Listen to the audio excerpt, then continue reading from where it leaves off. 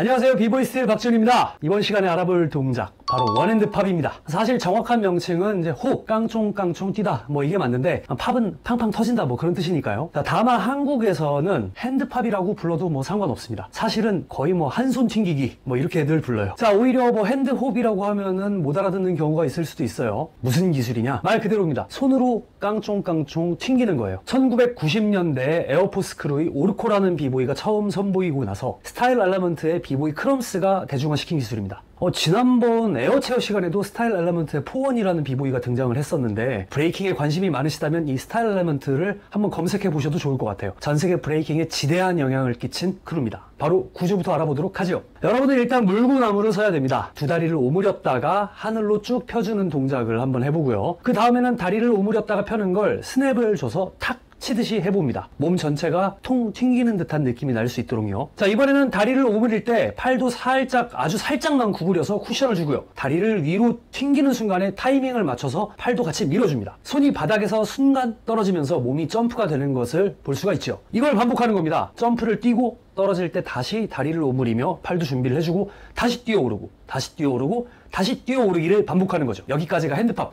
정확히는 투핸드팝이죠. 원핸드팝은 저걸 한 손으로 하면 되겠네요. 물구나무 서기에서 한 팔을 떼면서 넘어지지 않도록 팔을 중심의 가운데로 오게끔 해야 됩니다. 오른손의 경우에 몸 전체를 약간 오른쪽으로 밀면서 오른손이 허리와 일직선이 되게끔 해주면 되는 거죠. 나머지는 투핸드팝과 동일합니다. 여기에 약간의 변주를 줘서 뭐 다리를 오므렸다 폈다 하는 게 아닌 앞뒤로 바꿔주면서 튕길 수도 있습니다. 가수 싸이가 콘서트에서 다 같이 뛰어! 이러면은 손 들고 막 이렇게 뛰잖아요. 네, 이걸 거꾸로 하면 되는 겁니다. 나중에 콘서트 가서 한번 거꾸로 해보세요.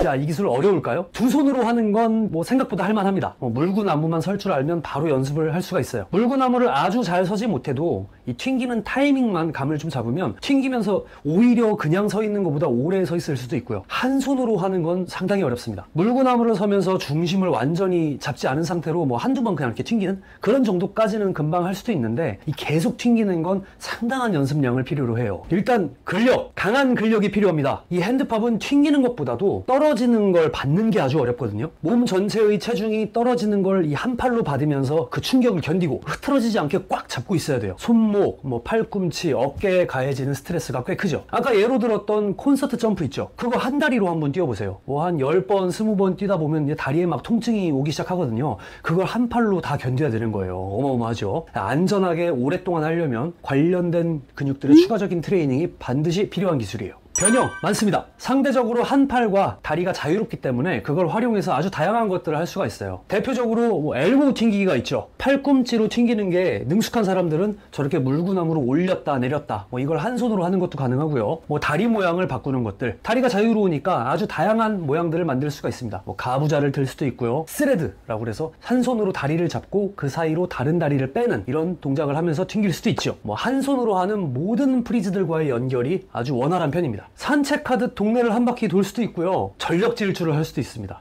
파워 무버들에게도 아주 인기가 있는 기술인데요. 바로 회전을 하면서도 튕길 수가 있기 때문이죠. 갬블러의 여행 유튜버 브루스 리도 일명 영라인 튕기기라고 해서 에어트랙에서 핸드팝을 연기한 기술을 애용했었습니다.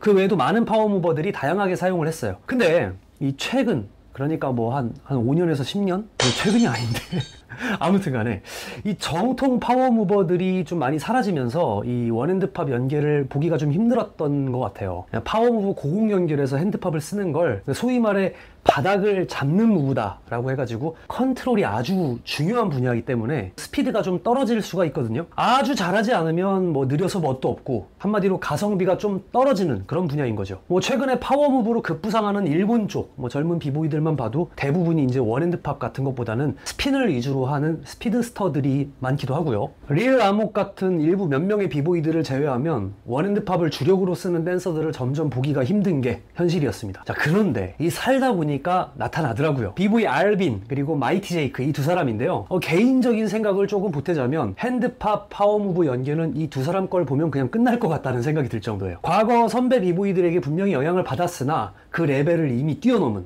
정말 미친 테크니션들인 것 같습니다. 한 가지 여담을 좀 드리자면 저희가 이제 일반인 관객분들 대상으로 공연을 가잖아요. 이 원핸드팝이 에어트랙이랑 비슷하게 박수가 나와요. 이게 굉장히 신기한가 봐요. 자, 그런데 그런 인기에 비해서 상대적으로 점점 하는 사람들이 줄어드는 것 같긴 해요. 하지만 오늘 보니까 어떤가요? 아주 임팩트도 강하고 멋진 기술이죠. 앞으로 많은 댄서들이 더 핸드팝을 많이 이용한 그런 멋진 스타일을 보여줘 보기를 기대를 해봅니다. 자, 이만 마무리하겠습니다. 지금까지 비보이 스틸이었습니다. 감사합니다.